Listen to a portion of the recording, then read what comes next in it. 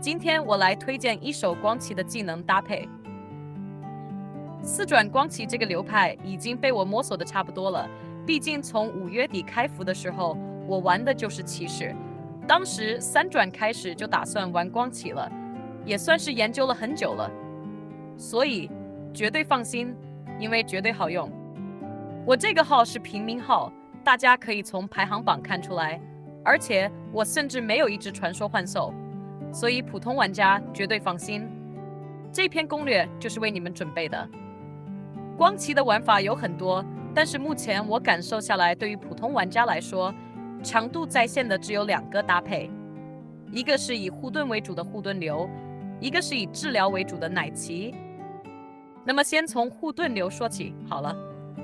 大家可以看到，我这里并没有选择格挡精通进行减伤，甚至没有弧光和格挡意识。没错，这个流派我舍弃了格挡，用钢铁信念来代替格挡。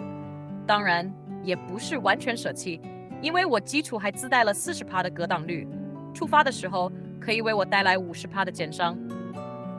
再配合钢铁信念下，还是可以做到大量减伤。带2个盾，也是为了保证每回合都可以释放。秘法这里我带了破人，目的是为了增加伤害。由于我没有专门打首领的技能，所以幻兽这里我带的是紫云兽。然后就是奶骑，这个技能搭配的特点就是用双减伤来弥补没有护盾的缺点。这里我说一下，估计绝大部分骑士都不知道，格挡精通是 PVP 技能，设计出来的初衷就是打单体的，而钢铁信念是为 PVE 设计的。这就是为什么格挡精通的免伤率那么高，但是固定减伤却远远小于钢铁信念。一个是用来克制单体伤害的，一个是用来克制多段伤害的。同时大家一定要注意一点，就是格挡精通和钢铁信念的2个减伤效果是有叠加顺序的，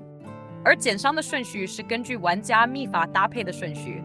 这也是为什么格挡精通要在钢铁信念之前，这非常重要。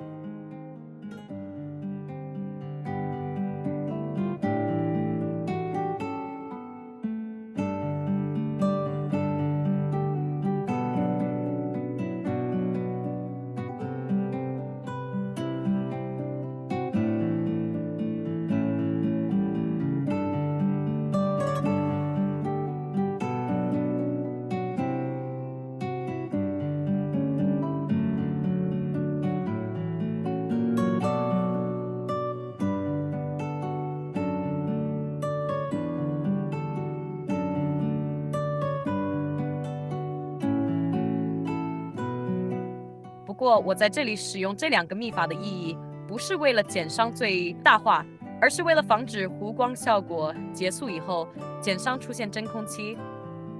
插个题外话，其实斗士的减伤秘法也是相同的逻辑。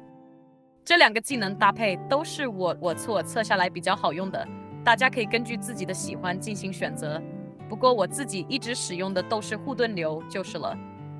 因为我的碎星斩在做这期影片的前一天还是传说阶级，现在已经奇迹，是因为我花了5万的诚心积蓄抽了一下。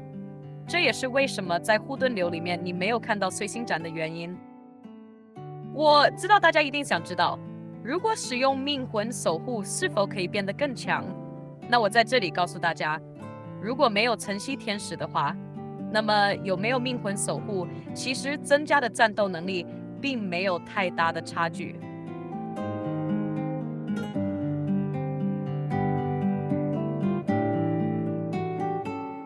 这里我的命魂守护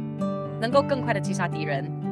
是因为我的护盾能够提供增伤，但是介于我所剩下的血量来说，这点血量并不会影响没有守护的搭配击杀敌人，即使需要花更多的时间。但是就论抗伤而言，在没有天使的情况下，其实没有太大差别。接下来就是一些相对来说没那么重要的搭配，圣兽、副本、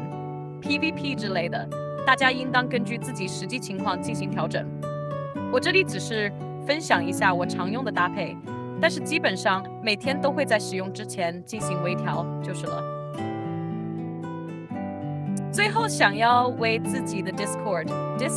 打一个小小的广告，也希望喜欢我的影片的伙伴可以进来一起讨论更多攻略。